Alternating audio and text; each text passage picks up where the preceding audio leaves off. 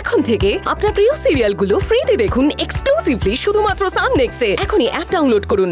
কতটা খারাপ হতে পারে আমি শুধু ভাবছি যে মানুষ শুধুমাত্র টাকার জন্য এত নিচে নামতে পারে। মনিয়ার মতন একটা নিষ্পাপ শিশুকে এইভাবে কিডন্যাপ করলো কি শুধুমাত্র কোটা টাকার জন্য? আমি বলছি দিদি, আমি বলছি যারা যারা এই কাজ করেছে, যে অমানুষগুলো এই কাজ করেছে, তাদের নরকে ওঠাই হবে না। আমি বলছি নরকে ওঠাই হবে না। আমি যদি একবার ওদের হাতে হাতে ধরতে পারি না কাকিমা, একবার যদি ওদের হাতে হাতে ধরতে পারি, ওদের জীবনটাকে আমি নরক বানিয়ে দেবো, শেষ করে দেবো আমি সব কটাকে।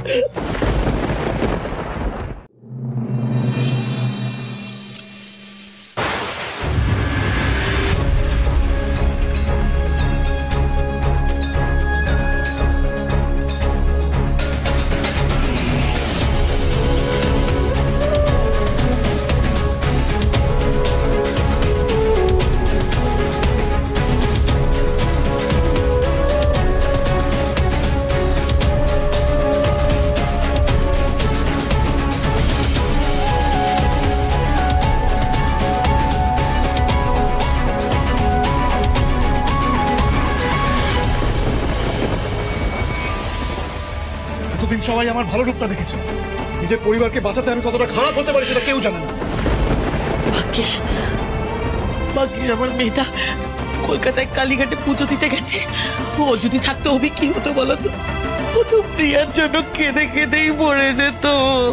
আমি এটাই ভাবছিলাম, বাচ্চাটা কথা চিন্তা করে আমাদের গলা দিয়ে কিছুই নামছে না। কি করে নামবে কি করে? বাচ্চাটা খাচ্ছে কি খাচ্ছে না কিছুই তো জানি না।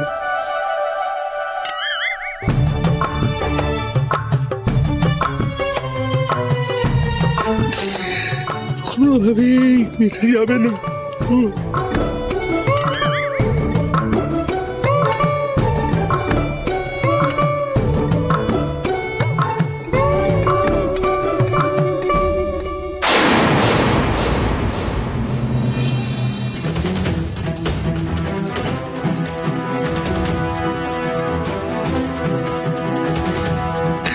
এখান থেকে বেরোতে পারতাম, মুনিয়াকে কারা কোথায় কোথায় কিডন্যাপ করে রেখেছে একবার যদি জানতে পারতাম, একটাকেও ছাড়তাম না, একটাকেও না।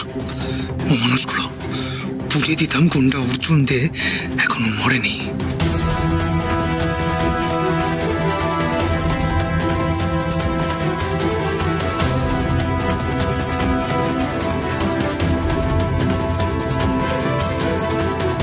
কিন্তু দু একটা ব্যাপার কিছুতেই মাথায় ঢুকছে না।